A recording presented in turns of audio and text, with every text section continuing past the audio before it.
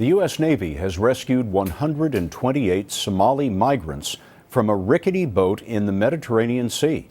They were picked up yesterday by the USS San Antonio, the same ship on which a Libyan terrorist suspect was interrogated earlier this month.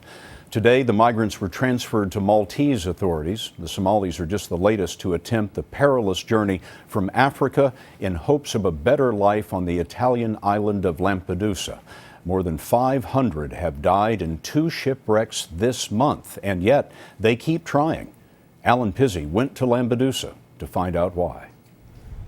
Local islanders call this the boat cemetery. Most of these wrecks were barely seaworthy before they got here.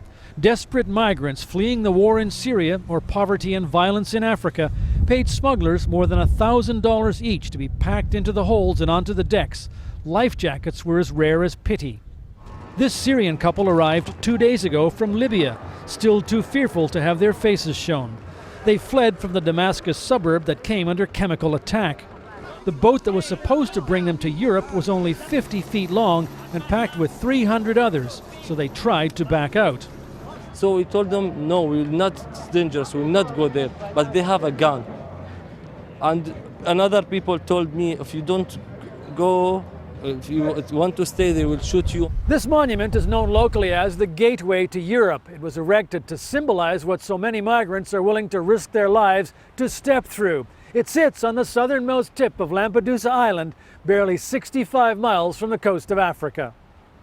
Nearly 22,000 illegal migrants have made the crossing to Italy this year. Countless others have died trying. The survivors who reach Lampedusa end up in this camp, from which the press is barred. There are 250 beds and nearly 900 inhabitants, including children. The journey leaves many traumatized, with symptoms similar to torture victims.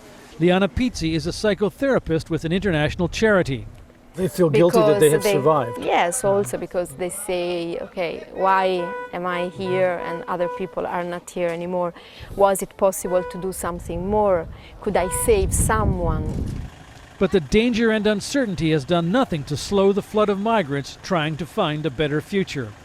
Allan Pizzey, CBS News, Lampedusa.